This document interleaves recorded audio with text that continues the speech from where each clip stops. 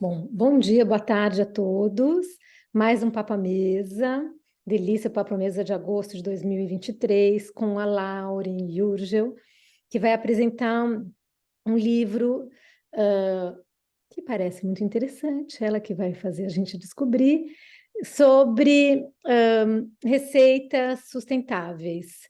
E eu, né, falei que talvez não fosse falar, mas eu achei muito interessante um livro, que eu sei que já tem alguns, mas achei interessante para levar isso ali para a ponta da sustentabilidade, né, no consumo, preparo e consumo de alimentos, que a gente tende a sair ali da ponta e querer falar de agricultura e querer falar de transformação, mas é interessante ter alguém na ponta, né, talvez para desmistificar o que é realmente um consumo sustentável, e como consumidor a gente pode e principalmente num papel de nutricionista, como é a Lauren, que é um formador de opinião, eu não deixo de falar, né? Isso, o nutricionista deveria aproveitar esse espaço, em vez de moralizar conceitos ou situações ou comportamentos, aproveitar esse espaço de formador de opinião e lutar para que o consumidor seja um consumidor cada vez mais consciente e sustentável. Então, talvez seja tudo ao contrário, Lauren, mas eu não li, você vai contar para a gente.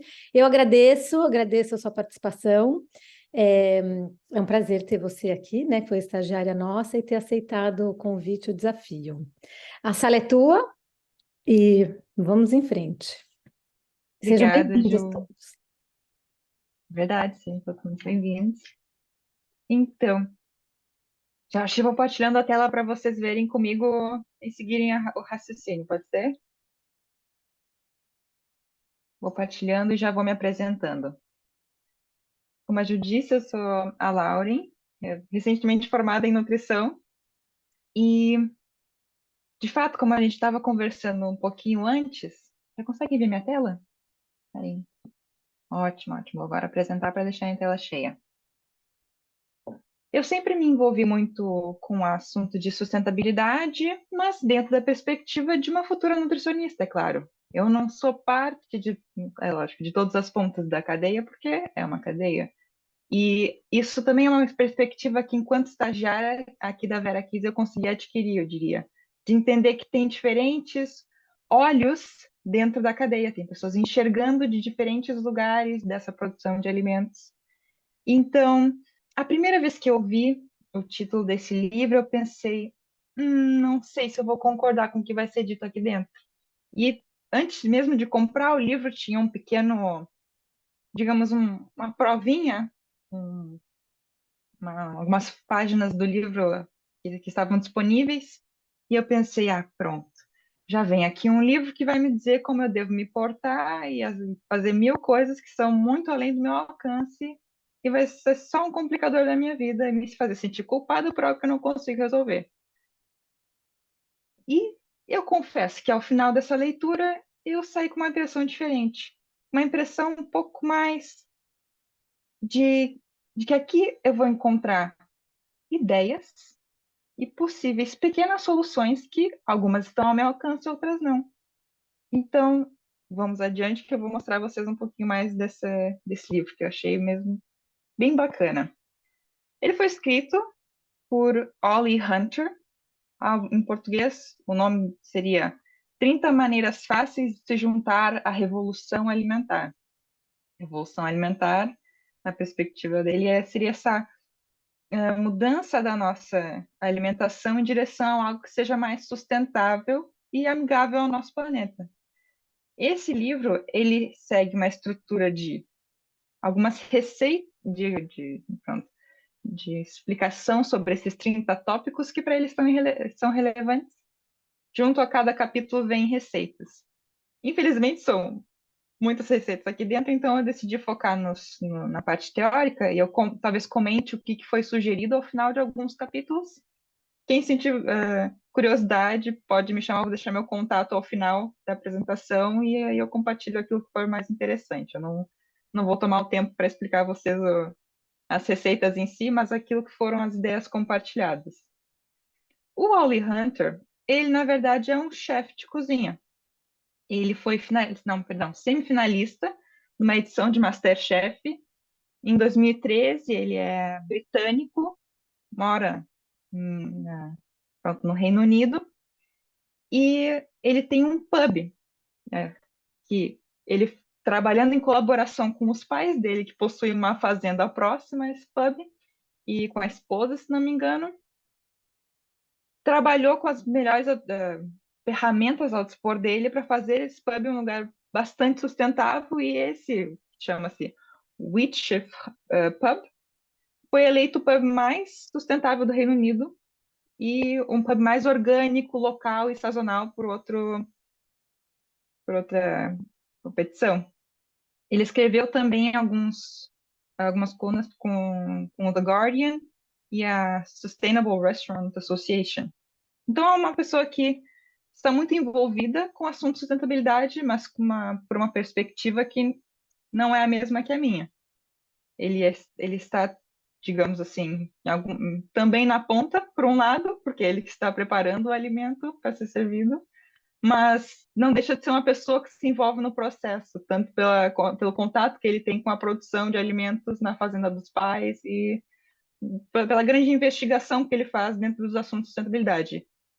Também achei muito interessante, dando uma olhadinha, digamos assim, no Instagram dele.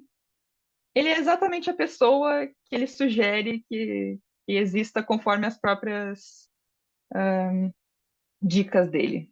Ele faz receitas super mirabolantes com ingredientes sazonais, sustentáveis e diferentes. Ele também tem uma pequena empresa de produção de cogumelos.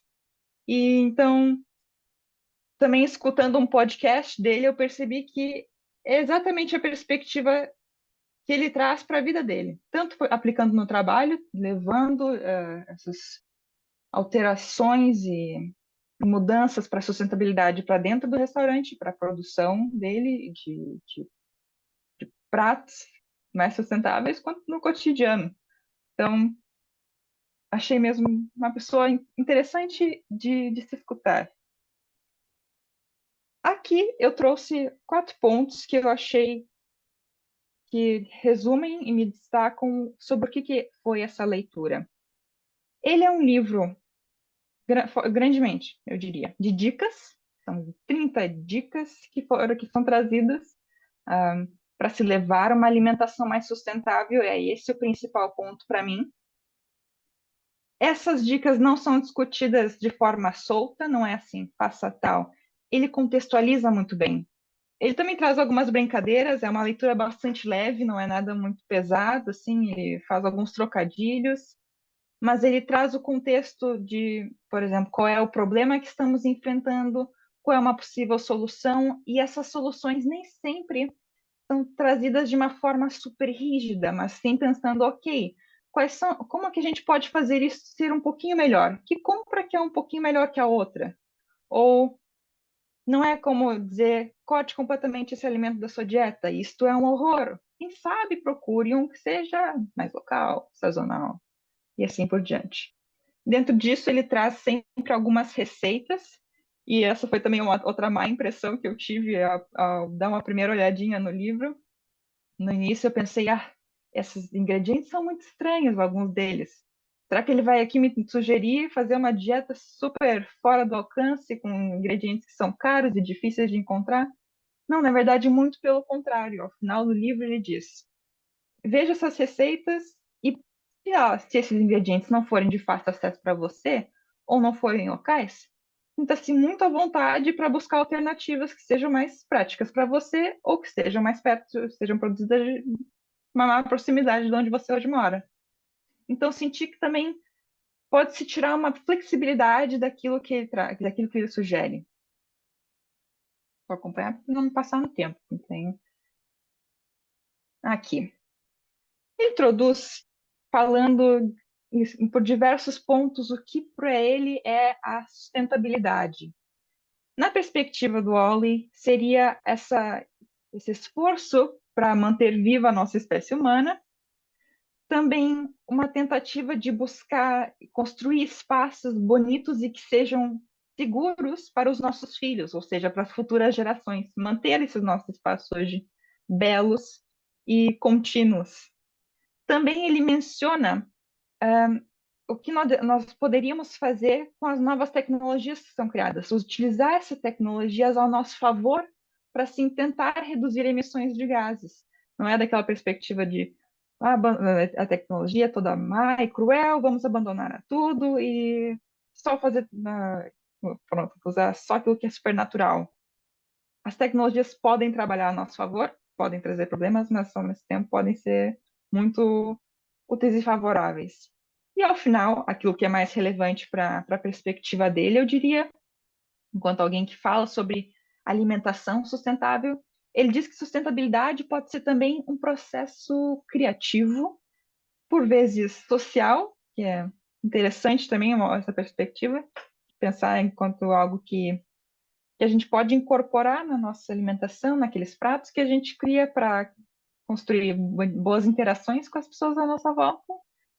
E isso é um processo divertido de cozinhar e criativo, porque existe também um certo esforço para, ao construir essas alternativas ao que a gente já costuma fazer, termos de nos dedicar a criar novas receitas ou inventar alternativas para aquilo que já temos.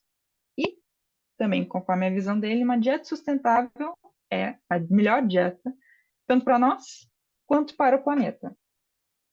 Dá a perspectiva. Alguns títulos, percebam, eu tentei fazer a melhor tradução que estava ao meu alcance. Então, talvez algumas sejam, talvez um pouco toscas, mas foi com muito boa intenção. Ele diz o seguinte, ainda introduzindo o livro. Fatos sobre o mundo, conforme ele colocou, que nos fazem sentir como lixo. Essa é uma expressão que soa melhor no inglês. Ele diz make us feel like garbage ou feel like trash, que é nos sentirmos muito mal conosco, nos sentirmos culpados ou possamos nos sentir desconfortáveis com aquilo. Assim, ele traz alguns dados, como, por exemplo, que um terço dos gases de efeito estufa tem essa emissão de alguma forma relacionada com produção de alimentos, que até 2050 poderá haver mais plástico que peixe nos oceanos, que um terço da nossa cultura ela é dependente da polinização de abelhas. É uma coisa que ele discute também bastante num dos capítulos. E que ele diz que se nós continuarmos nesse nosso ritmo de desmatamento das florestas, se fizéssemos continuamente como fazemos hoje, ou pelo menos na altura que foi publicado o livro, em 100 anos não teríamos mais floresta. Então, uma perspectiva super para assustar mesmo, sombria, e o que vamos fazer em relação a isso, aos céus, o mundo vai desabar. Mas eu acho que esse livro não perpetuou essa perspectiva assustadora, foi mesmo um introdutório de alerta para pensar por que é relevante refletirmos a respeito disso, por que é relevante falarmos de sustentabilidade.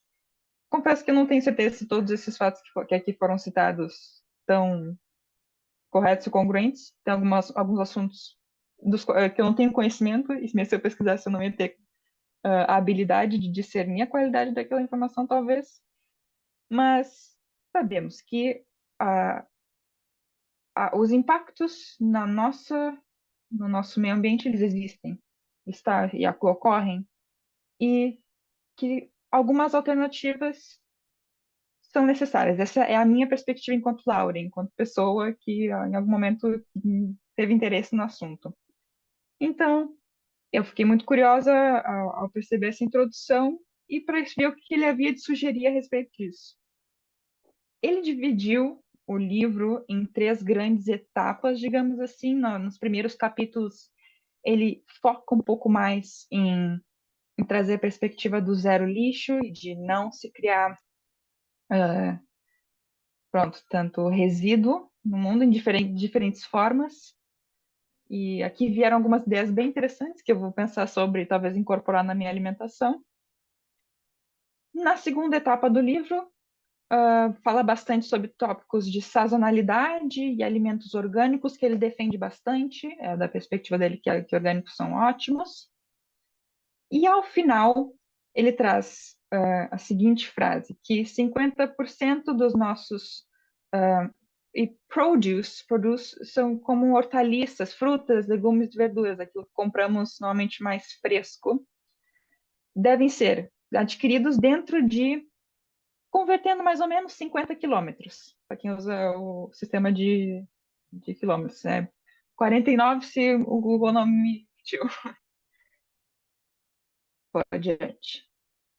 Então, aqui um pouquinho na primeira etapa, ele dá a seguinte sugestão. E é isso que eu estava percebendo. De tudo que eu vou falar aqui, algumas coisas vão fazer sentido para algumas pessoas e outras não. E acho que ele também deixou a entender que não há problema nisso. Ele sugere ao início do livro que todos tentassem fazer um experimento em casa de plantar uma mudinha de alface e colocar um pouquinho de fertilizante e pesticida e outra mudinha sem fertilizante e pesticida, fazer uma mudinha orgânica e ao final provar ver qual é o melhor sabor, porque ele defende com todas as forças dele que aquilo que é orgânico tem um sabor melhor. Mas também ele dá a ideia de que todo mundo que tiver a possibilidade poderia fazer uma pequena hortinha, quem sabe na sua sacada, quem tiver um pedacinho de quintal, plantar algumas verduras, um se há uma janela, quem sabe vou colocar vou botar um manjericão, digamos assim, ou um alecrim para fazer um pequeno cantinho de ervinhas. Isso porque ele defende que aquilo que podemos colher, que é nosso, podemos colher, reduz também desperdício, porque nós vamos pegar do jardim exatamente o que precisamos para o momento, e por outro lado, reduzimos a embalagem, porque não precisamos ir até a loja comprá-lo. Ele também defende com muita força que nós devemos parar de comprar plástico. Fiquei um pouco assim com a intensidade com que ele diz isso, mas entendo a perspectiva e gostei que ele trouxe ideias alternativas. Não é só aquele lugar de dizer que isso está errado, mas de trazer uma outra possibilidade. Ele diz: deve-se parar de comprar plástico porque você vai se sentir ótimo por estar salvando os oceanos e os peixes. E, como ele disse na outra parte do livro, que podemos ver mais plástico no nosso oceano algum dia do que peixes, de tanto que nós, pronto, liberamos esse plástico ao mar. É mais um passo para se tornar uma pessoa zero lixo, do inglês zero waste, ou que não produz lixo de plástico, e que, olha, isso é para fazer uma brincadeirinha, não é necessário comer plástico, ouvi dizer que não faz bem, tá? Então, as sugestões dele seriam: use sacolas reutilizáveis para ir às compras, na medida do possível. Não use sacolas plásticas, se você pode levar as suas próprias. E for comprar verduras, que não as compre em embalagens de plástico. E poderia, por exemplo, comprar uma garrafa d'água e sempre utilizar a mesma, em vez de comprar garrafinhas de água embaladas em plástico com frequência. Ainda ele sugere que se compre em lojas a granel, e aí trago a minha perspectiva de que eu não sei não, eu tenho certeza que isso não é tão fácil a qualquer canto, em qualquer lugar. Aqui onde eu moro não é tão fácil acesso encontrar uma loja a granel. Tem muito mais fácil acesso a um supermercado e a mercadinhos menores do que uma loja que venda produtos a granel.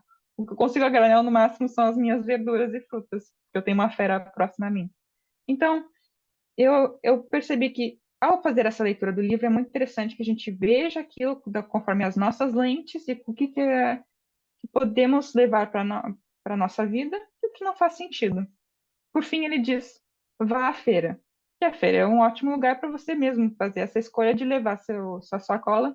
Não é difícil de forma alguma pedir que o feirante pese suas frutas e verduras e só coloque na sacola que você trouxe, sem ter de usar uma sacola plástica nova. Para mais, e vamos adiante que não quero tomar todo o tempo e a mais de vocês. Faça suas calorias valerem. Isso eu achei bastante interessante. Não sei se concordo em tudo, mas achei interessante a perspectiva. Que ele sugere que nós sejamos mais eficientes no nosso uso de energia ao escolher os alimentos que vamos consumir. E isso talvez soe um pouco crítico, mas que ele sugere que nós façamos essa compra mais próxima à fonte, ou seja, com um produto, ao final das contas, menos processado. Ele contabiliza nesse processamento do alimento a energia que é gasta para fazer a transformação. E como exemplo, ele usa as batatas chips, né? As batatinhas, digamos, embaladas em plástico, que passam por muitas etapas de transformação até se tornarem aquelas chips. E que a visão dele é muito mais interessante que façamos a sua compra das batatas propriamente ditas e quem sabe façamos nossos próprios chips em casa. E para isso, no final do capítulo, ele traz uma receita de batatinhas chips que podemos fazer nós mesmos. Tanto de batatinhas chips quanto de algum, se não me engano, poxa vida, não me lembro o nome da verdura, mas uma outra verdura que também podemos fazer chips, como existem de outros alimentos. Ele traz a perspectiva de que é mais necessário, é necessário ou melhor comprar perto da fonte e com menos processos envolvidos, porque esses processos envolvem energia que vai ser gasta para que nós possamos consumir um produto que, quem sabe, nós poderíamos consumir similar, só com menos energia gasta envolvida. E também aprendendo e desenvolvendo melhores habilidades culinárias, cozinhando nós mesmos. Eu lembro que tem muitos assuntos a serem abordados. Ele comenta também sobre a estrada para o comer sustentável. E diz o seguinte, achei muito interessante. Se sobrar comida, não a jogue fora, exceto se o sabor não tenha ficado bom. Se você cozinhou alguma coisa e não ficou bom, realmente não perca seu tempo em comê-lo. Mas se você ainda tiver sobras daquela comida que está boa, não a jogue fora necessariamente. Isso tanto envolve saber reutilizar alguns alimentos, comer em algum outro momento. E ele deu alguns exemplos com o pão. Um pão adormecido, ou aquele que tenha ficado alguns dias sem ser consumido. Lembro especialmente do pão francês, que isso acontece com muita frequência. Ele, por exemplo, pode ser utilizado de mais de uma maneira. No primeiro dia, consumimos o pão fresco, daqui a pouco ele já não está com o mesmo sabor. Ele sugere uma salada que pode ser feita com pedacinhos de pão e tomate, acho que é amora. Se isso não der certo, também se pode fazer uma sopa, e nessa sopa se pode colocar pequenos croutons que são feitos a partir desse pão que já está adormecido, não está tão saboroso para fazer um sanduíche, mas quem sabe cortando em pequenos pedacinhos, colocando ao forno e fazendo ele ficar mais crocante, posso fazer parte de uma salada muito saborosa ou colocar em cima de uma sopa. Então, ao final, se realmente tiver sobrado e não fizer mais sentido utilizar aquele alimento, coloque-o para a compostagem. Eu não faço compostagem, mas fico muito curiosa e tenho vontade de um dia fazer e achei interessante, porque torna o processo um pouco mais cíclico, não aprisiona o alimento em plástico para ir ao aterro sanitário, como acontece por vezes aqui onde eu moro, ao menos. Tem outros lugares que isso já não é o caso, mas aqui onde moro é realmente ainda. Para mais, da raiz a fruto, e gostei desse capítulo, achei mesmo bem bacana, da minha perspectiva é muito legal. Aqui ele defende com todas as forças o aproveitamento integral dos alimentos, porque ele diz que devemos ou podemos comer até aquelas partes que não estamos habituados se soubermos o que comer e como. Isso é uma coisa que não sempre é o caso. Às vezes compramos da feira um alimento que tem várias partes comestíveis e só comemos uma pequena parte dele, o que é uma pena. Estamos pagando por mais do que aquilo que estamos comendo, não é mesmo? Pesamos o alimento, compramos por mais. Mas são muitas as partes dos alimentos que compramos que podemos utilizar, às vezes não lembramos disso.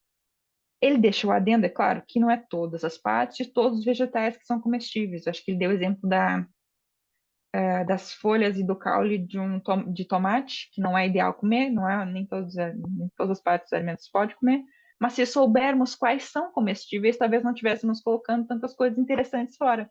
Ele dá exemplos, por exemplo, como a semente de abóbora, folhas de cenoura, beterraba e rabanete, o caule de brócolis e da abobrinha também pode ser utilizado. As cascas de tubérculos, por exemplo, batata doce, inhame aqui no Brasil, não, perdão. Ó, céus, esqueci. Mas pronto, esses vegetais, essas raízes e tubérculos que podemos consumir a casca também, que às vezes cortamos, tiramos a batata, uma enorme parte, e jogamos fora. Ah, e final desse capítulo ele dá também mais uma outra receita de chips bastante interessante, feitos a partir da casca de batata. E alguma outra receita também bem bacana com folhas de cenoura. Quem tiver interesse, como eu disse, depois pode entrar em contato que eu os faço. Esse próximo capítulo, ele aborda um pouco a questão do peixe, do ômega 3 e o envolvimento disso com criatividade. Como eu disse que ele contextualiza por vezes, aqui foi um caso. Ele cita um livro, e o autor desse livro, o David Horobin, que fala The Madness of Adam, a loucura de Adão, defende, esse autor, que o consumo de peixes e outros frutos do mar podem ter sido envolvidos na mudança do nosso cérebro para nos tornarmos Homo sapiens sapiens, porque ele defende os benefícios dos ácidos graxos ômega 3 para o desenvolvimento cerebral e para melhora da função cognitiva e neurológica, melhorando aspectos como a nossa criatividade, digamos assim, a curiosidade e até a nossa missão, justamente por causa desse envolvimento com esse nutriente com as nossas funções do cérebro. E ele mostra que, dependendo do tipo de ômega 3, há diferentes fontes, como, por exemplo, o EPA e o DHA são mais facilmente encontrados em alguns tipos de peixes, temos peixes gordurosos, traduzindo, e um outro tipo de ômega 3, o ALA, tem algumas fontes vegetais, como nozes e castanhas, as oleaginosas. Aí ele deu uma listagem de alguns peixes que têm interessantes quantidades de ômega 3, bem como as algas. As algas também são fontes de ômega 3. Tem um interessante comentário que ele fez. Ele disse: eu sei que isso daqui não é um peixe, mas também é uma fonte bem interessante. Aqui ele foi dentro de um assunto que é bastante, eu acho que é bastante polêmico, mas ele trouxe perspectivas diferentes em relação a isso, e que algumas que eu não havia esperado. Com carne ou sem carne? Eis a questão. Por que comemos carne? Ele defende, claro, ele tenta contextualizar, dizendo que para sobreviver e pelo sabor e pelo nosso corpo saber que aquilo era uma fonte densa de nutrientes. Então, em alguma altura da nossa história, enquanto seres humanos, sabíamos que aquilo era uma fonte de nutrientes que cabia em um pequeno espaço e que nos economizava tempo e recursos tendo de plantar aquela mesma quantidade de nutrientes. Já hoje, ele diz que vivemos um cenário em que não é absolutamente necessário comer carne. Então, aqueles que escolhem não o fazê-lo, não precisam, porque temos muitas alternativas a isso. Ele diz, esclarece, não é uma pessoa vegetariana. Ele mesmo mostra algumas receitas que envolvem carne e achei interessante algumas sugestões que ele traz. Ele diz assim: precisamos de carne para sobreviver e evoluir? Hoje não é o caso mais. Precisamos de comida e alimentos que são, digamos assim, afetivos para nós, para nos unir enquanto pessoas, comunidade? Sim, ainda assim, com certeza. Então, a depender do contexto de cada um. Ele diz, então, o que mudou? Bom, hoje, como ele fala, a parte do gado, em vez de pastar, também come ração industrializada. E a perspectiva dele, nem sempre isso é bom para a qualidade da carne. Vou dizer que eu, enquanto pessoa que não sou da área, eu não, e eu, pelo menos, não sei o que dizer, honestamente. Eu sou da nutrição e de entender o que há em carne, mas eu acho que eu nunca fui a fundo em entender como o efeito da ração impacta o sabor, a composição nutricional daqueles ingredientes. Eu nunca tinha encontrado esse debate na minha formação por hora. Mas eu achei interessante dizer que as carnes de animais pastam contêm mais ômega 3. Eu sei que alguns animais e pronto, que são criados, têm de receber hormônios e outros produtos e antibióticos para se manterem. Não é mais o caso. Aí o Aju diz, não, está errado. Aí, então vamos lá. Depois comentamos o assunto. Mas, pronto, e aí ele diz que essa é a perspectiva dele, que não é o ideal comermos um gado e que devemos buscar, se formos comer carne, que seja da melhor fonte, que seja um gado que faça, que coma, pronto, que paste, né? E que devemos olhar muito bem a fonte daquela carne que estamos comendo. E também ele considera que precisamos reduzir o consumo pelo planeta e pela nossa saúde. Entendo a perspectiva, porque algo que eu entendo, realmente o consumo de carne está envolvido num uso mais intenso de recursos. Confesso que eu não estou envolvida na cadeia, mas em alguma altura da minha formação eu fiz uma investigação sobre sustentabilidade de alimentos e ao fazer um cálculo a partir do gasto de água e emissão de gases de efeito estufa, quando fomos calcular uma dieta ou um cardápio de hospitalar, na minha pesquisa, percebemos que uma fonte maior de uso de recursos veio da carne. Ela é mais intensiva, é claro, porque estamos naquele momento criando um animal durante a vida toda dele. É diferente do que dedicar a um, pronto, um pedaço de alface, que é uma planta, e dedicar recursos a se manter um animal vivo até o momento do seu abate para nós consumirmos. Então, quando vamos fazer um cálculo do ciclo de vida daquele animal, é um gasto diferente de recursos. Eu entendo. Ele sugere, então, devemos comer um pouco menos de carne, de melhor qualidade, e que no seu processo de criação foi respeitado. E aí ele traz uma perspectiva mais ética a respeito daquilo. Ele sugere, então, isso é muito interessante, que se formos comprar um animal, podemos, em alguns casos, comprar o inteiro, como frango, não todo tipo de animal, porque é complicado trazer um gado inteiro para casa. Mas ele traz a ideia de que podemos, por exemplo, comprar o frango inteiro e usar as diferentes partes desse animal para cozinharmos. Ele diz também que é interessante usarmos apenas uma panela quando cozinharmos, fazemos um único prato para gastarmos menos água na sua limpeza. Achei interessante, reduzir o consumo de água. E ao final ele também traz algumas alternativas que existem de carnes vegetais para incorporarmos com mais frequência na nossa alimentação, e para isso ele traz algumas receitinhas de carne vegetal ao final desse capítulo, que achei também bem interessante. Talvez experimente uma mais adiante. Não foi à frente, não foi à frente. Pronto. Aqui mais um capítulo um pouco sobre aproveitamento integral de alimentos. Ele defende com muitas forças que o orgânico tem um sabor melhor e que podemos e devemos comer os alimentos de uma forma mais sustentável e fazer a compra do orgânico valer a pena. Porque ele sabe que comprar um alimento orgânico muitas vezes é um pouco mais caro. Ele ainda é um alimento que não pode se dizer que é tão simples assim de consumir com frequência e com a mesma quantidade que fazemos com alimentos de forma convencional. Aqui no Brasil é realmente também o caso, que para mim, não, pelo menos na minha cidade, é um pouco mais caro se eu trocar todos os produtos que eu hoje consumo por produtos orgânicos. Mas, se formos comprá-los, e ele sugere que nós o façamos, que utilizemos esse alimento de todas as formas possíveis e que todas as partes sejam bem utilizadas. Ele dá o exemplo de uma couve-flor, que nós podemos fazer massa ou nhoque ou curry com as folhas da couve-flor, que o caule pode ser usado em risotos, em sopas, em tortas, que as folhas podem ser usadas para fazer kimchi, uma salada ou um refogado. Estou trancando também, né?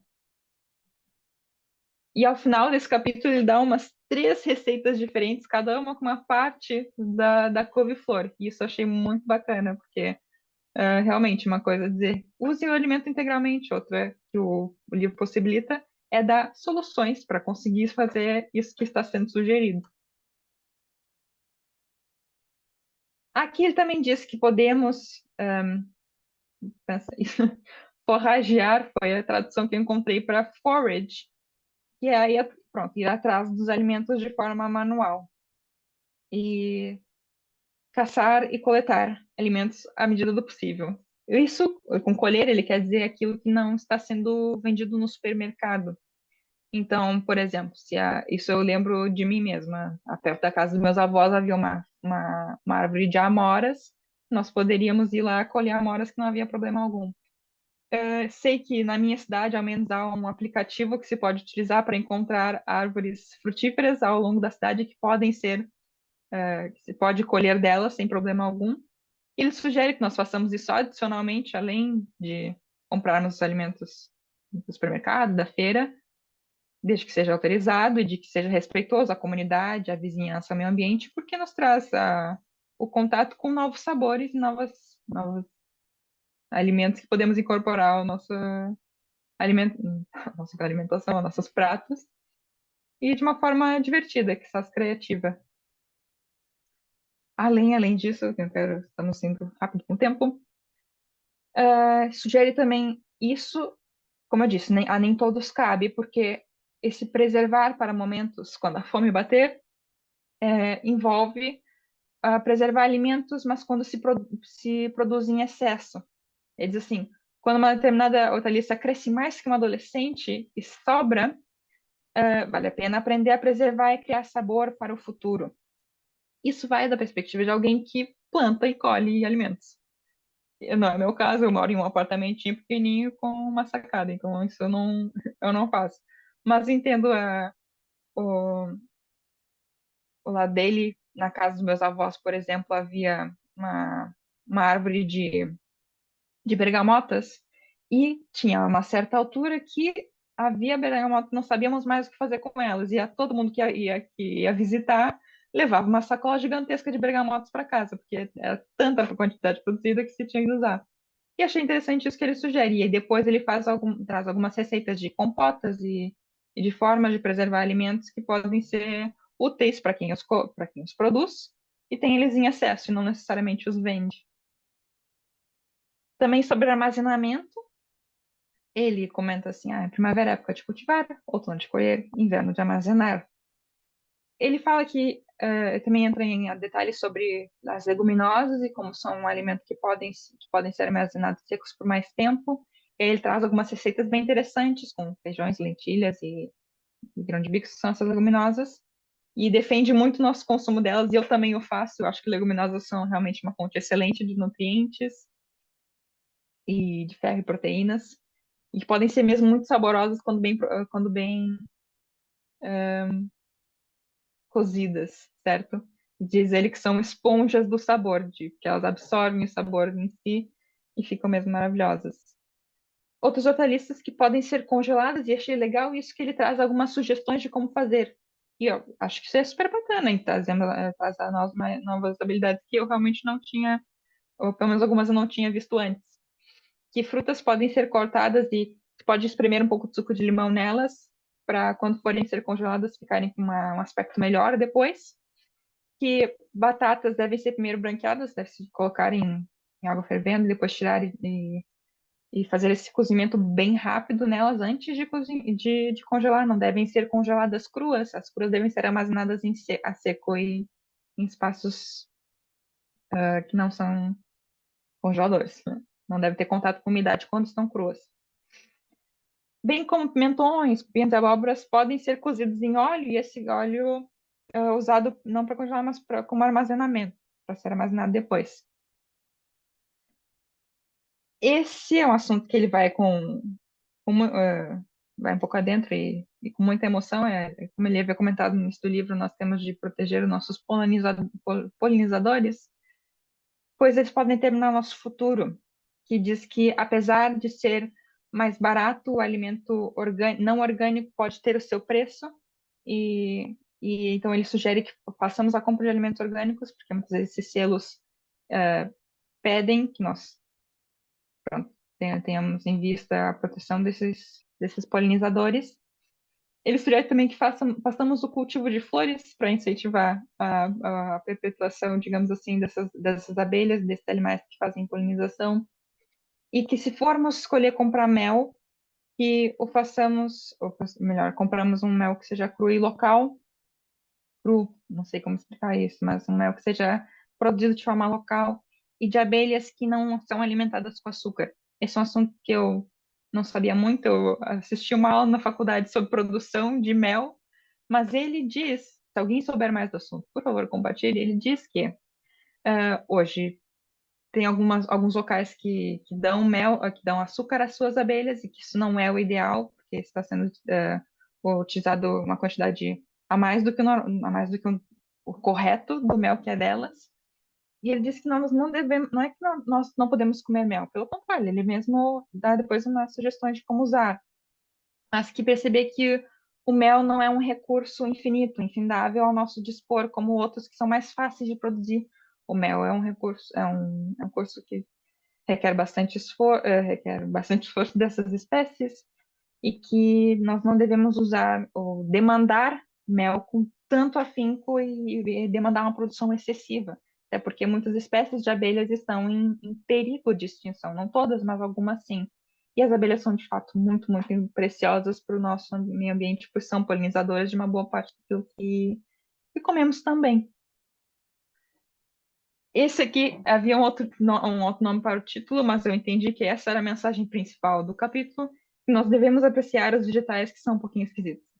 Tem muitos vegetais que às vezes têm umas pequenas deformidades que não necessariamente significam que aquele alimento não está bom para o consumo, mas eles só têm uma aparência um pouco estranha. Eles vão ao lixo porque não são escolhidos e coitados, são deixados de lado e não comemos. E que a redução, o consumo de mais plantas na nossa alimentação, a alimentação à base de plantas, ela pode reduzir a emissão de gases de efeito estufa. Não vou entrar muito no mérito, mas eu acho que isso foi mais uma costura para dizer que vamos comer mais verduras, ou melhor, comer verduras um pouco esquisitas e amar o nosso planeta. Realmente eu concordo que o desperdício de alimentos é um dos grandes problemas que nós hoje enfrentamos. Nós produzimos muitos alimentos, aquilo demanda recursos, e não necessariamente utilizamos todos, ou às vezes compramos e jogamos muita coisa fora. Então, é uma pequena sugestão que eu achei muito bacana e que se pode fazer. Para além disso, para reduzir o desperdício de alimentos, é muito importante percebermos também a validade deles e estarmos sempre alertas à validade dos alimentos que nós compramos. Então, além de consumir até uma data limite, há uma diferença entre validade e qualidade do consumo, certo? Ele sacou isso também. É importante cuidarmos da validade do alimento para não colocarmos fora, mas também, em alguns casos, alguns produtos devem ser consumidos o quanto antes, porque o sabor deles e a qualidade é melhor quando são consumidos mais frescos. Esse, esse capítulo vai adentro de um assunto que eu não tenho muito conhecimento e muito domínio, já confesso para vocês. Mas achei interessante a perspectiva, até porque na próxima etapa, ele defende que nós passamos o consumo de mais alimentos de forma local, que são produzidos próximos a nós. Ele diz o seguinte no título do capítulo: Apimente sua vida. Que, com certeza, sabores de diferentes países são fantásticos e nós devemos, sim, também recriar pratos e temperos, sabores que sejam de nacionalidades que não as nossas. Eu adoro, por exemplo, uma comida mexicana, acho fantástico e uma vez ao mês, pelo menos, gosto de fazer tacos. Então, não é exatamente o problema comprar importados, ele não é contra a importação de alimentos, mas é interessante saber o que estamos comprando e o que podemos comprar que já existe próximo a nós. E eu acho que, em uma perspectiva de sustentabilidade, isso também faz sentido. Também não sou contra as importações, mas acho interessante a gente saber e fortalecer aquilo que é produzido de forma local, que é produzido próximo a nós. Eu sou dessa perspectiva também, pessoalmente. Entendo, não sou expert nisso, que há um uso de um gasto de gases de efeito estufa que participam do transporte. Isso é óbvio, natural, porque meios de transporte usam. E é muito interessante nós fortalecermos a nossa rede de alimentos produzidos próximo a nós, porque muitas vezes até são produtores menores de agricultura familiar. Aqui na minha cidade é o caso. Há um cinturão de agricultura familiar em volta. Então é interessante aquilo que podemos comprar de perto, compramos, façamos essa compra. Ele também comenta sobre a instituição e a marca do Fair Trade. Eu já sabia, tinha conhecimento, mas não tanto sobre, que é uma instituição que defende igualdade e sustentabilidade na produção de alimentos, que tenta apoiar os produtores, que há ali também um selo que sai da Fair Trade, que produtores de alimentos podem tentar adquirir, para mostrar que não há más práticas na produção de alimentos envolvendo os seus produtores, especialmente, que aquele alimento tem também, além de um preço justo, que há condições de produção que não fazem mal àqueles que estão envolvidos no processo. E também colocando alguns limites ao uso de agrotóxicos e mais. Achei interessante, conheci a marca, a instituição, mas não tanto. E ele defende que vejamos como luxos esses alimentos importados e não como algo que está prontamente à nossa disposição, que podemos usar infinitamente. Entendo a perspectiva e acho que o interessante é apoiarmos aquilo que é local, que podemos. Opa, o que é isso? Não sei como é que eu fiz isso. Ok. Vamos a. Tô chegando ao final. Só mais um pouquinho. Ele diz que podemos comprar 50% dos nossos produtos, ou devemos buscar fazer isso, de até 50 quilômetros. E ele fala: Isso é um desafio que eu dou a vocês, ou quem sabe, sugiro soluções. Achei interessante, porque, por exemplo, ele defende muito que nós tentamos cultivar as coisas de uma forma. Ou pronto, cultivarmos alguma coisa em casa que podemos, no nosso quintal, na nossa sacada, que podemos fortalecer aquela agricultura que é feita próxima a nós, como eu disse, os cinturões de pequenos produtores que vivem próximos a nós, e esse fortalecimento deles pode vir a incentivar que mais produtos sejam produzidos, serão cultivados próximos a nós. E não ver como uma regra assim pôr e dizer, ó, céus, agora eu tenho que cuidar se tudo que eu consumo está próximo a mim. Não. Vamos tentar incentivar isso que podemos comprar próximos a nós. Talvez criar espaços mais verdes ao nosso redor. Para mais, para mais. Estou quase. Adorei que ele trouxe isso, achei fantástico que ele comentou sobre os superalimentos que não são tão super assim. Eu tinha receio quando eu comecei a ler o livro, achei que ele ia defender alguns superalimentos, mas eu não sou dessa perspectiva. Ele botou assim, ele falou um comentário que achei interessante. Uma coisa tem em mente que a quinoa plantada de uma forma inteligente nos Andes foi um alimento super importante para a população local. E outra é produzir quinoa em massa com agrotóxicos. Não sei nada sobre produção de quinoa. Mas, realmente, eu acho que não devemos, e mais como uma nutricionista agora, não sob a perspectiva de produção, mas não devemos dar um super valor a um alimento específico, como se ele fosse a salvação de alguma coisa, como se ele fosse melhor do que muitos outros. Não é o caso. Os alimentos, eles são todo alimento pode ser um superalimento se cultivado de maneira correta e se consumido, da minha perspectiva, de maneira correta. Se parte de um todo de uma alimentação saudável. Não devemos dizer que o seu alimento é o maravilhoso, ele tem todos os nutrientes. Isso não é relevante. Uma alimentação diversificada tem todos os nutrientes. E isso é o que para mim mais importa. Então, ele dá alguns exemplos, que chia pode ser perfeitamente substituída por semente de abóbora ou de girassol. E para vitamina C não precisamos consumir goji berries, podemos consumir morango e amoras. E eu também colocaria aqui laranjas e bergamota para nós, certo? Carboidratos de lenta absorção, como quinoa, pode ser substituídos por aveia e outros cereais integrais. Então, não devemos ter essa perspectiva de que esse alimento é super salvador. Eu vou tentar, eu botei muita coisa aqui, mas vou tentar falar um pouquinho por cima do assunto. Só um instantinho.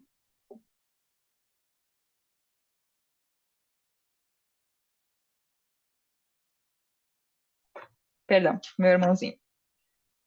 Digo que o glúten, e realmente não é um vilão, ele comenta que talvez hoje em dia nós tenhamos uma quantidade maior de glúten nos alimentos.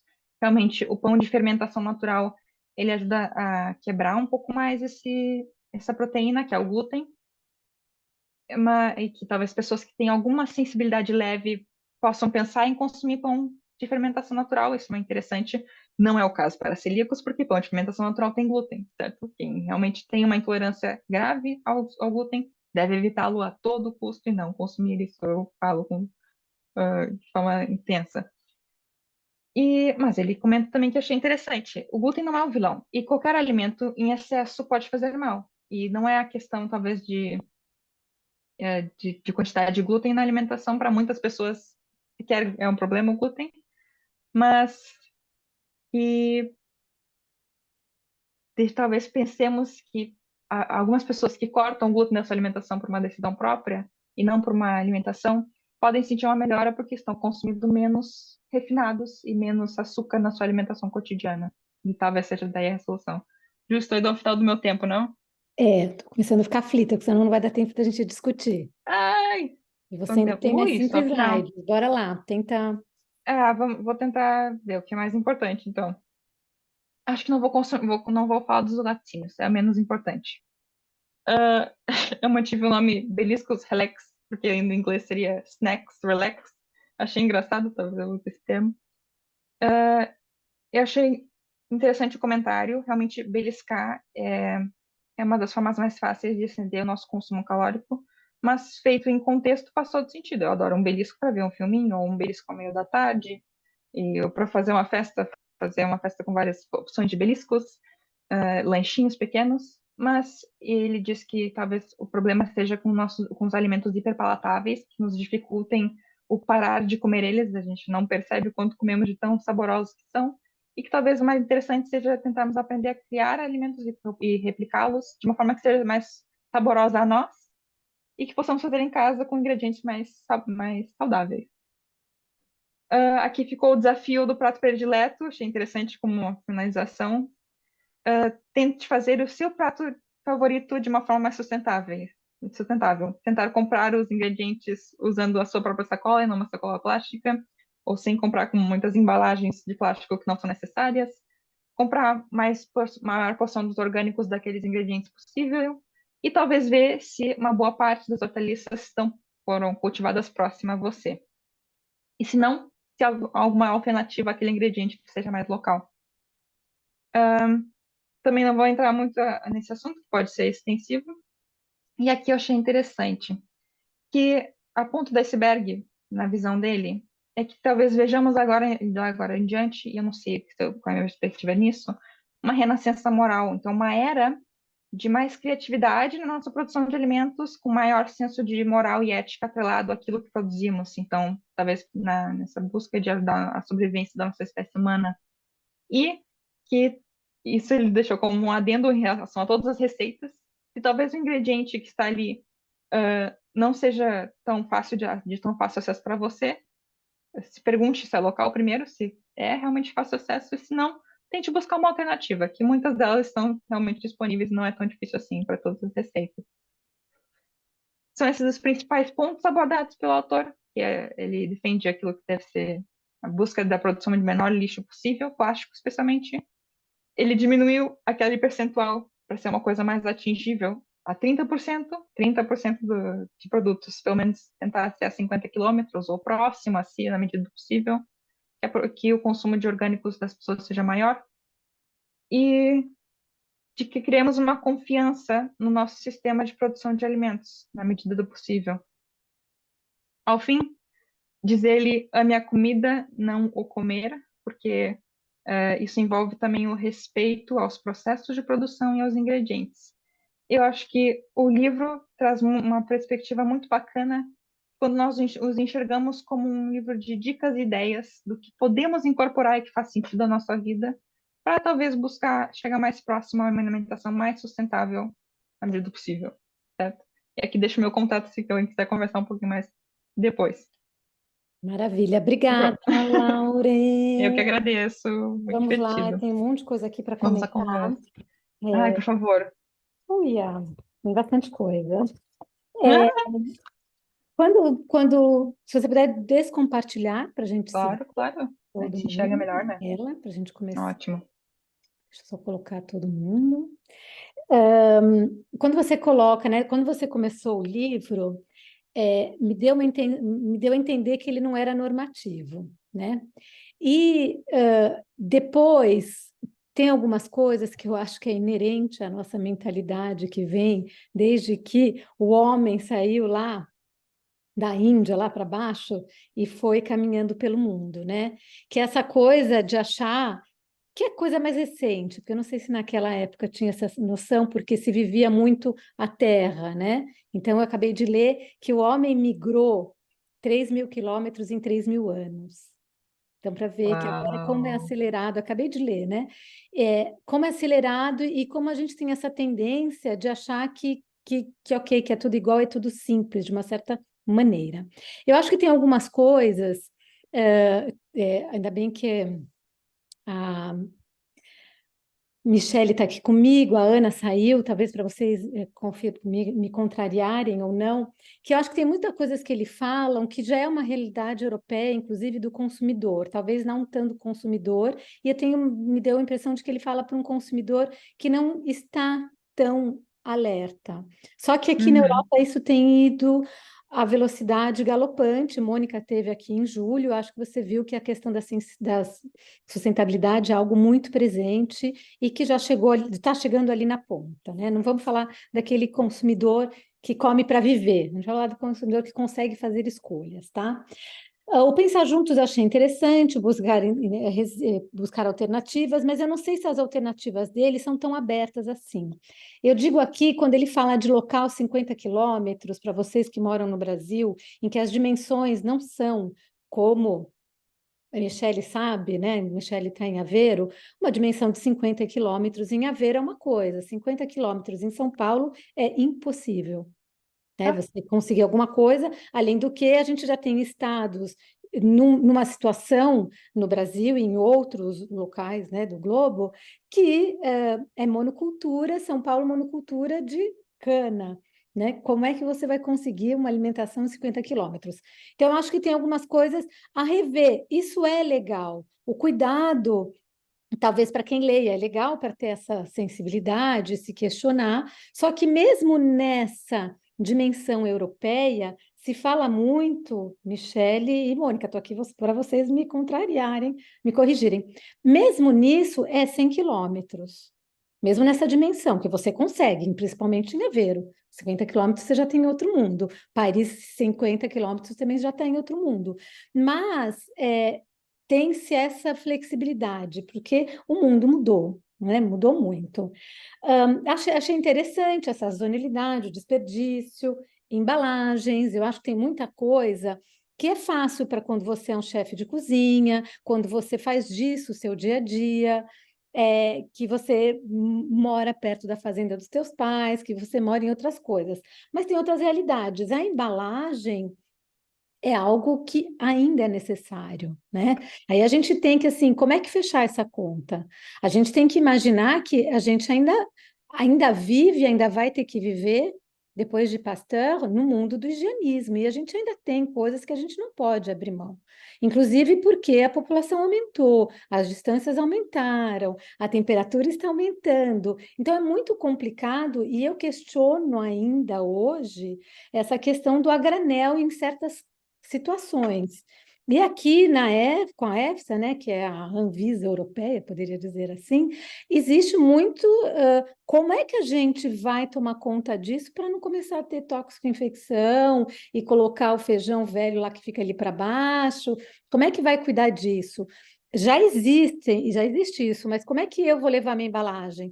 Eu, por conhecer, né, o mundo da bactéria por dentro, tenho sérias restrições, tá? De comprar a granel. Então, acho que a gente tem que pensar muito na questão.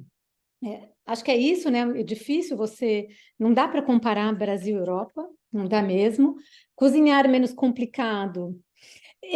Eu fiquei pensando aqui, né? Por que que a gente faz algumas coisas? Então, antigamente, as mulheres iam para o campo junto e colocavam um prato que ficava ali na lareira, né? Na lenha, fervendo o dia inteiro para poder voltar e comer.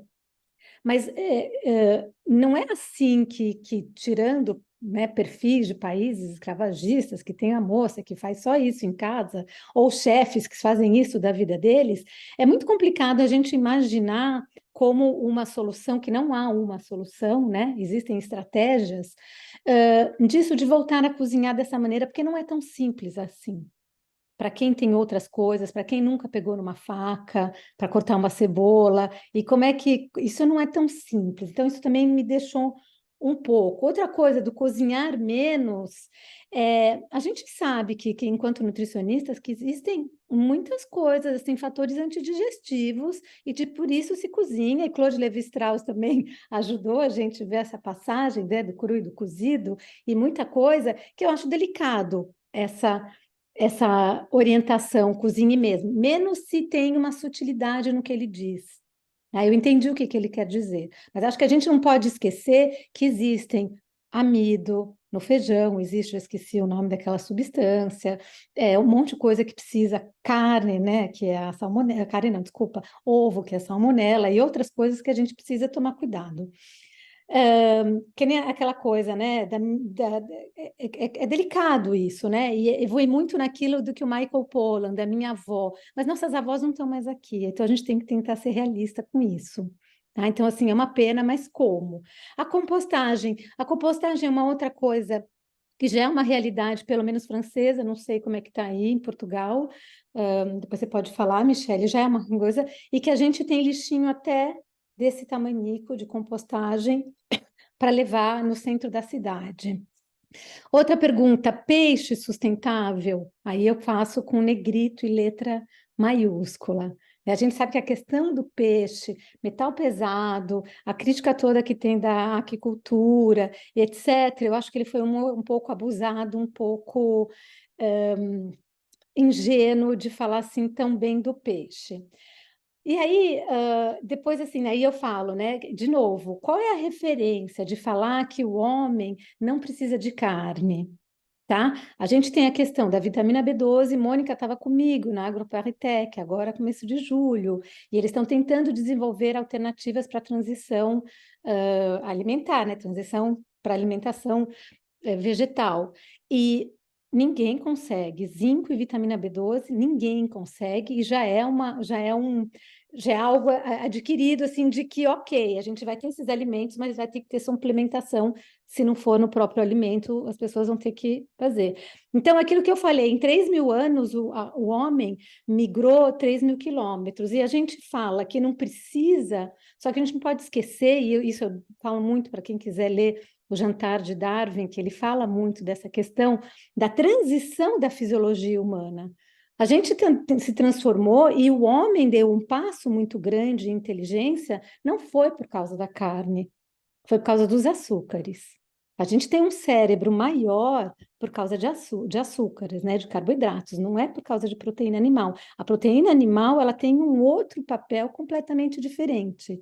Então, eu acho assim que qual é essa referência de que agora todo militante ou ativista fala que, ok, tá bem, a gente precisa diminuir, dá para fazer um compromisso, mas de que a carne é completamente dispensável, isso, né? Fisiologia humana.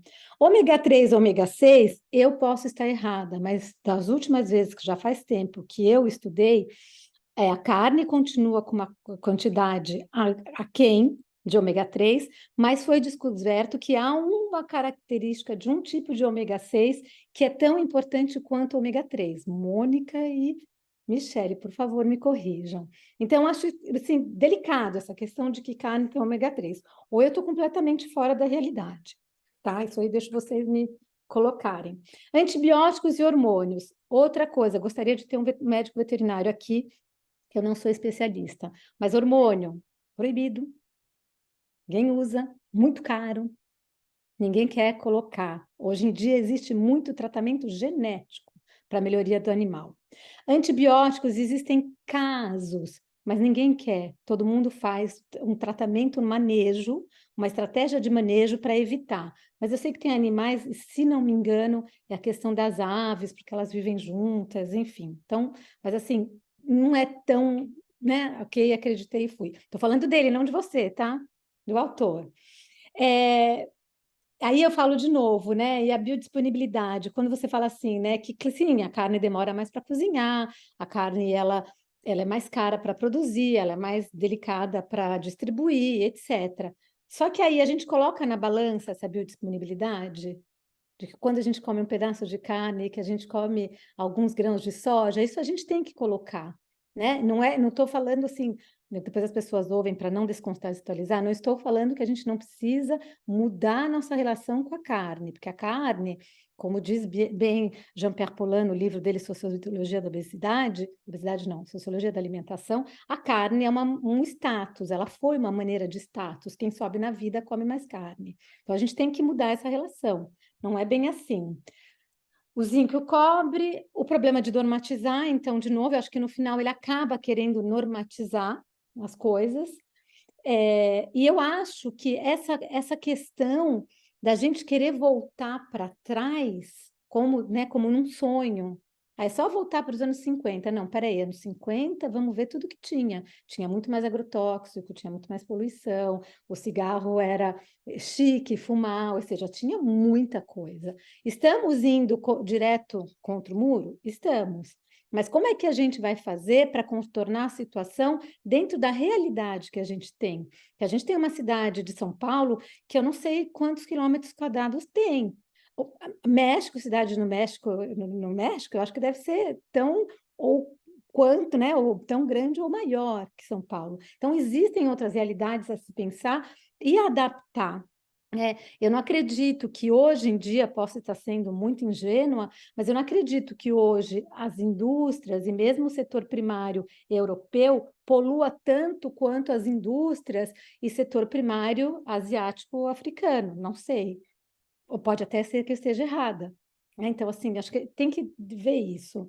A questão do armazenamento, a sazonalidade, isso também é algo que é interessante, que a gente perdeu. E que é isso? Por que que se come geleia na Europa? Era maneira de guardar fruta. Por que que se congela? Por que se salga? Por que se açucara as coisas? É de guardar, né? De guardar essas coisas. Cultivar flores, sim, ele é fofo. Só que assim, vai cultivar isso em pleno Paris, que você mora num prédio, que é dentro de um prédio, dentro do outro prédio, 3 coisas depois e que quase não bate sol. Ele é querido demais, mas, né? Então, assim, ok. Depois, e assim, é difícil pra caramba cultivar flor, tá? Mel local sem açúcar, eu não vejo mais essa realidade. Não, abelha, né, tratada para cultivar mel sem açúcar, eu não vejo mais essa realidade aqui na Europa. Não sei em que realidade exista, possa existir.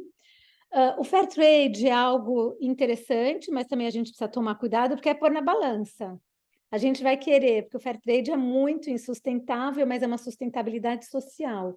Em que ponto a gente vai ser sustentável social comprando abacate do México para comer aqui na Europa? Abacate, você não fala que abacate é um caos, né, hoje em dia. Mas também pensar o fair trade é algo muito interessante para ajudar esses países terceiros, esses países em desenvolvimento a tomarem posse da agricultura deles, mas também a gente pensar. A questão da quinoa, achei muito interessante ele falar, e a questão desses superalimentos, aí eu chamo a atenção aqui, posso ser, né, estapeada, reguinha na mão, palmatória, e isso é muito moda de nutricionista, de achar que a gente, de ir nesse ideal do ser humano de achar um milagre. O ser humano sempre quer um milagre, ele quer um remédio, né? Eu até brinquei ontem na terapia, eu falei, bom, se você tiver um remédio para eu arrumar todas essas relações pai, mãe e filho, eu preciso, eu quero. Então, a gente quer esse milagre e a sociedade vende esse milagre e o mercado vende esse milagre e muitos nutricionistas vendem esse milagre também. Né, que não existe, como você mesma falou. E não é só o quinoa, é o abacate agora, é tudo quanto é coisa que vai salvar e que eu acho, de novo, o nutricionista, enquanto formador de opinião, tem que tomar esse lugar e se informar. Mas se informar não é com a revistinha do amigo, não é com a visãozinha da professora do laboratório do lado, é ir encarar o mundo como ele é. Então, aprender de agricultura com o agricultor ou com o agrônomo, aprender de transformação de alimentos com como é que fala, com o engenheiro de alimentos, né? E aprendendo isso. E aí ele coloca assim, né? Terminando, já estou terminando. Uma renascença, eu achei bonito, eu acho, assim, não estou criticando, achei interessante o livro dele, é muito interessante, mas eu acho que aí peca um pouco no de, pô, eu já sei, eu adquiri isso aqui e vou para frente. Legal essa renascença. Eu não diria talvez uma renascença por causa da questão de voltar lá para trás, né? Mas eu diria uma nova era, concordo. Só que aí, moral, ele começa, né? Não sei se ele ou você que fala essa coisa de não moralizar, de não culpabilizar, mas quando você fala de nova moral, você está culpabilizando. Quando você está moralizando, você acaba culpabilizando. A questão ética, e eu coloco aqui uma pergunta: é ética ou é deontológica? Né, essa questão toda do renascer. E gostei depois, né? Assim, eu acho muito interessante isso do ame a comida, não o comer, eu acho que ele termina brilhantemente com essa frase, e retoma aquela questão, né? Que é muito mais que isso, e acho, de novo, vocês duas aqui que estão para me apoiar ou para me bater, isso já é uma realidade europeia, né? Ninguém, assim, as pessoas não estão muito mais interessadas se vai ter ômega 3 para melhorar o pensamento, elas estão muito mais voltadas realmente à sustentabilidade, de onde vem, se não tem coisa escravizada, etc. Por isso, a outra chamada não é uma pessoa que está contra o Brasil e que não quer consumir produto onde tenha desmatamento, etc. Existe uma massa da população que está muito afim de mudar essa questão no mundo, né? Então, acho que é uma realidade que talvez tenha que se fazer, mas a Pamela está aqui, acho que trabalha com isso, também pode ajudar, mas acho que precisa tomar muito cuidado em ver assim que nem todo mundo, nem todo país, nem toda pessoa, nem todo cidadão colocado num tipo de sociedade, num tipo de entorno, num nível social, intelectual, nem todo mundo é igual, nem todo mundo sai do mesmo andar na vida, né? Então, assim, a gente tem que tomar muito cuidado. É legal comer local? É. Só que a gente não pode falar que o mundo inteiro tem que comer local é 50 quilômetros, né? É legal plantar florzinha? Sim, é. Só que talvez alguém, eu não conheço os outros bairros de São Paulo, mas quem mora numa mansão no Morumbi pode fazer isso pela gente. Mas quem mora na Avenida Paulista é complicado, né? Quem tem esses novos apartamentos em São Paulo, que tem aqueles terraços gigantes, cozinha gourmet, pode. Agora, quem mora num barraco não consegue, né? Não consegue nem colocar direito a cadeira lá dentro. Eu acho que não normatizar. É legal essas dicas. Achei muito legal, né? Voltando, repetindo, achei muito legal, mas é só assim para a gente dar uma cutucada para não virar o novo Michael Pollan do momento, né? Que é pura verdade. Acho que tudo tem que ser questionado e não há uma verdade, porque é impossível, né? A sociedade é tão complexa. Agora deixo vocês, Michele, Mônica, que sério querem me contrariar, Pamela, se tiver algo a falar, estou aqui para ser contrariada. E Lauren também, se quiser falar, quem vai? Temos 13 minutos. Dá para discutir bastante. Vou dar um pitaco então, Ju. Manda ver. É para isso. Achei muito legal. Eu não conhecia esse livro, nunca tinha visto por título, nada. Mas eu me interessei aqui justamente para a gente discutir essas questões de sustentabilidade com alimentos, tudo. E, por favor, vai me lembrando os pontos que você trouxe, porque eu não anotei nada. Só cheguei, tipo, ai, vai dar tempo, vai, eu vou assistir. Mas é isso que você pontuou dos 50 quilômetros, né? Como é diferente aqui, tipo, Portugal e como no Brasil. E eu fico pensando também aqui em Aveiro, por exemplo, que é uma cidade pequena. Então você não precisa. Aqui é muito longe, 50 quilômetros. Tipo, é pra lá do Porto. Tipo, e aqui eu morei um tempo no Porto, num bairro assim, não tão no centro, mas no cantinho. E lá, sim, só tinha supermercado, né? Tipo, uma unidade pequena do Pingo Doce logo na frente. E o do Continente, se andasse mais um pouco, e era isso. Não tinha, tipo, mercadinho pequeno, hortifruti, essas coisas. Agora, aqui em Aveiro, já tem mais isso. Na avenida principal já tem um hortifruti, aqui atrás tem um também, tem, né, mais mercados perto, mas você já tem essa possibilidade a mais de comprar a granel, e tem essa questão do granel também que é complicado, tipo, como que é feita essa higienização, tudo, então é de conhecer ali né, os donos, quem cuida, quem higieniza, e saber como que isso é feito, mas aqui eu vejo que é muito possível ter mais contato com o que mais próximo do produtor, né? Fazer esse consumo local mais facilmente. Não tem que ir para outros cantos. Nesse sentido. E você trouxe também na questão de compostagem. Aqui em Aveiro eu não sei como que é. Eu sei que no Porto tem, né, aquela caixinha que a gente até conversou na aula da Lipor, mas é do lixo orgânico que vai, né, depositar nos orgânicos e eles vão destinar. Aqui em Aveiro não tem isso, tem, né, o lixo orgânico normal, aí vai de cada um separar. Mas questão de. Tem um aplicativo aqui também de compostagem de pessoas que, por exemplo, eu quero casca de banana e casca de ovo. Aí eu boto no aplicativo lá que eu recebo essas coisas. Mas aí é de uma organização muito particular de você separar a casca da banana e a casca do ovo para levar para a pessoa. Eu ainda não tenho essa organização. Tipo, não, gente, vai tudo no mesmo lixo e é isso, né? De orgânico, pelo menos. Então, é isso. Eu vejo que ele traz muitas questões que aqui já está muito intrínseca da população. Tipo, o saco reutilizável. Ainda mais que aqui você paga por saco de plástico, né? Aliás, qualquer saco você paga, né? Igual o Brasil, que você vai fazer compra e tá lá a sacolinha E é disponível. vergonhinha, né? É meio constrangedor você não ter o seu saco. Sim, Você se sim. sente Nossa, quando eu assim, esqueço, eu fico, ai, que vergonha, tem que esqueci não pegar sei no o quê. plástico. Ai, é assim, é constrangedor. Sim, sim. Porque tá todo mundo tão com o seu saquinho ali pronto. E às vezes eu levo o meu saco de plástico mesmo, porque é mais fácil de botar na bolsa. Mas pelo menos não, pelo menos já trouxe o meu. E o feirante, Lauren, desculpa te cortar, né? Que eu esqueci isso, né? Que estava falando isso. O feirante aqui, Lauren, ele põe onde você quer. E ele até prefere, né? Ele até prefere. Ele está economizando saquinho de papel. Aqui não é de plástico, é de papel. Ele está Sim, economizando o saquinho dele. Então já. sim, Desculpa. exato. E tem, que nem tem um brechó aqui, que até o brechó que eu fiz workshop hoje, né? Tipo, desse meio papo de alimentação e sustentabilidade, que eles falam, tipo, quem tiver aí saco sobrando e tal, traz pra gente. Porque a gente não tem aqui. Vocês vêm, faz compra, né, de roupa, assim, a gente não tem saco, sacola pra colocar. Então leva na mão. E aqui é muito costume também. Você vai no mercado, compra, sei lá, 3 itens e sai carregando na mão. E é normal. Então, eu vejo que ele traz umas soluções que aqui já é muito, normal, mas que no Brasil ainda precisa mudar. Então, esse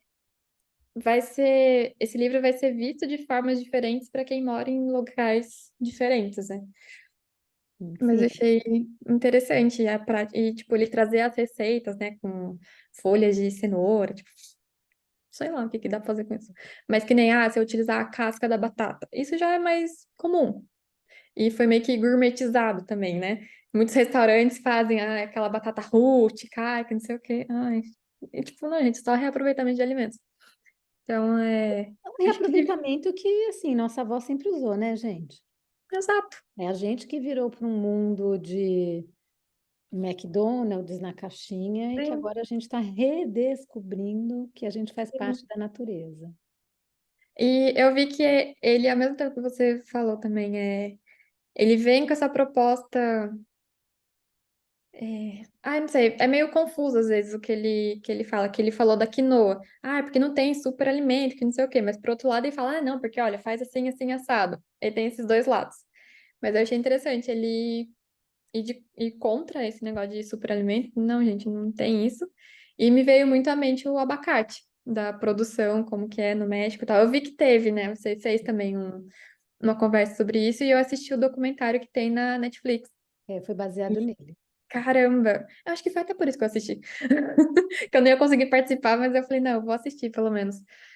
E nossa, é surreal, né? E como que isso deve acontecer com outros alimentos, também, de dar tamanha importância para um alimento só. A gente tem que ouvir, né, das pessoas. Você é nutricionista e você não sabia que a quinoa é muito bom, melhor que o arroz. Sim, sim. Pois é. Hoje eu falei mesmo, porque eu falei, por que que o arroz não pode? Você comeu o seu arroz com feijão, o arroz engorda. Agora o biscoito de arroz pode, porque é fit, é saudável, é não sei o quê. Gente, é arroz. O que aconteceu? Ultraprocessado. Não vamos nem entrar Pois é, pois é. nessa, nessa Sim, coisa. sim. Mas eu Obrigada, achei Sushari. bacana. Nossa, obrigada, obrigada. Se quiser falar mais alguma coisa, Mônica, quer? Pamela? Eu adorei esse exemplo do arroz. Adorei do biscoitinho. Eu vou gravar, porque eu vou repetir ele várias vezes. Eu gostei muito.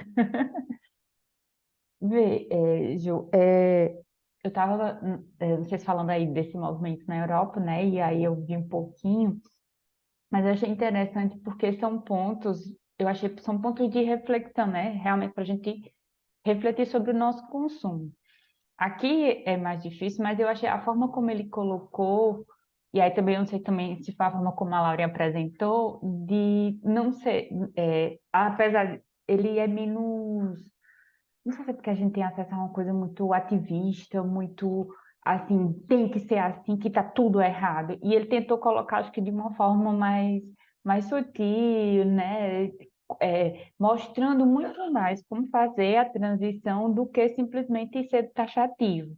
Então, assim, não dá para, também eu vejo que não dá para você simplesmente vamos seguir tudo, mas dá para refletir e ir mudando algumas coisas. E aí a história dos 50 quilômetros, né? Tipo, 50 quilômetros pode ser aqui dentro mesmo da cidade que eu moro, e aí nós temos uma zona rural enorme, que tem uma produção até considerada diversificada, mas a cidade vizinha, que é a 30 quilômetros, assim, hum, não dá, aquela lá ela não tem.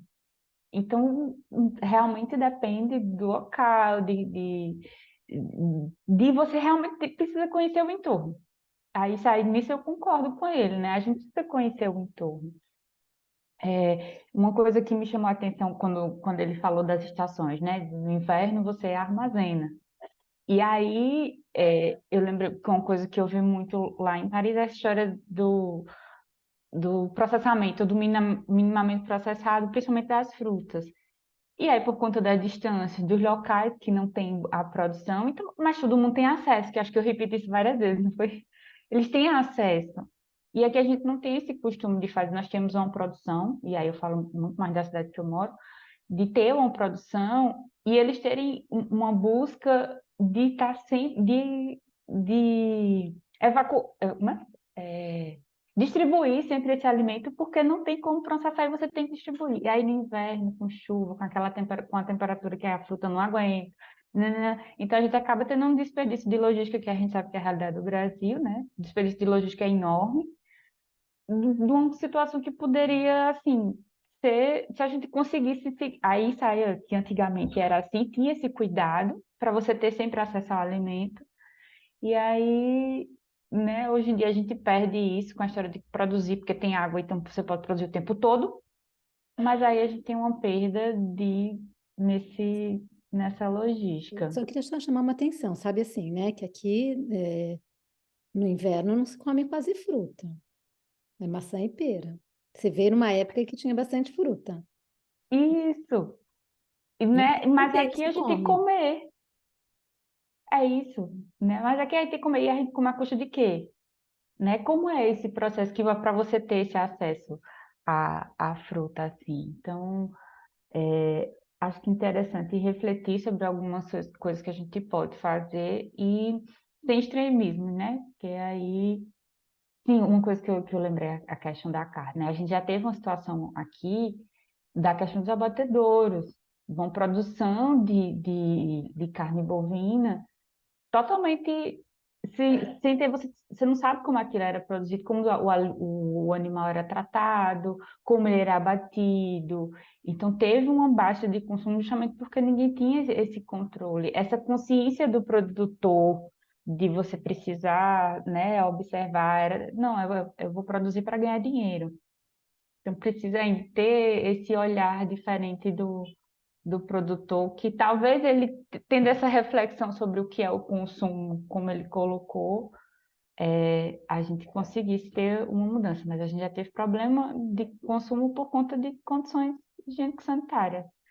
E aí eu não vou entrar no mérito do hormônio, da coisa lá, eu tenho irmãos zootecnistas, técnicos agrícolas, e aí são várias questões que envolvem e você acaba indo para o mesmo, mas é isso, eu achei interessante as reflexões para a gente aos pouquinhos ir observando melhor. Isso, muito legal. Não, o livro é muito bom, eu só fiz pontuei algumas coisas, tá? Eu achei bem interessante. Pamela, você que tem projetos no Rio de Janeiro, quer falar alguma coisa? Não, não. Oi, bom dia, gente, de novo. Eu moro aqui em São Paulo. Ah, Eu vi que cada um é de uma região aí diferente do mundo, bem legal isso. E eu achei interessante o livro pelo fato que a gente ainda está em passinhos de formiga aqui no Brasil, né? Eu trabalho numa empresa privada de fornecimento de alimentações. A gente fornece 6 mil refeições por dia e a gente está com essa pegada de sustentabilidade agora. Aí a gente mudou equipamentos, tudo isso. E eu vejo que aqui a gente está muito atrás, pelo que vocês vêm falando. Tem um projeto no Rio de Janeiro que é muito legal, que ele aborda todos esses tópicos do livro.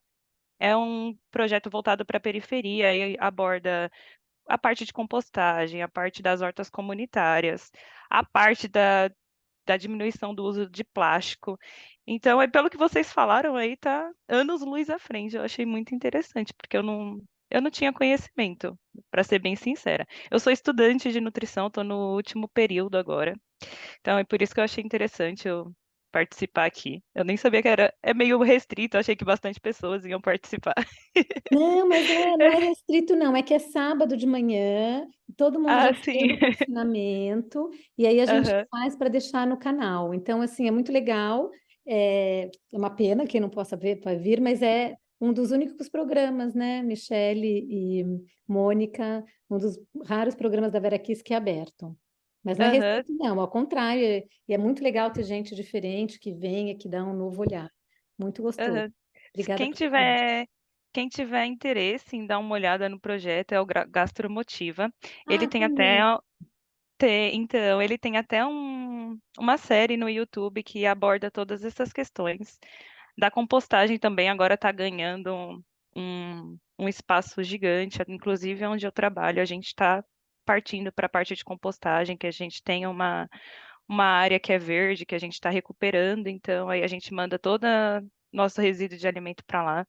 Então acho que é algo que todo mundo deveria se interessar, porque é Sim. como disse aí o livro, daqui a 100 anos, como que vai estar a nossa população? Como vão estar? Porque não é muito tempo, você acha que é muito tempo, Não, é do mas lado aqui, na é frente. do lado, é um pulo, gente. Então, foi muito gratificante participar aqui com vocês, ouvir essas diversas opiniões.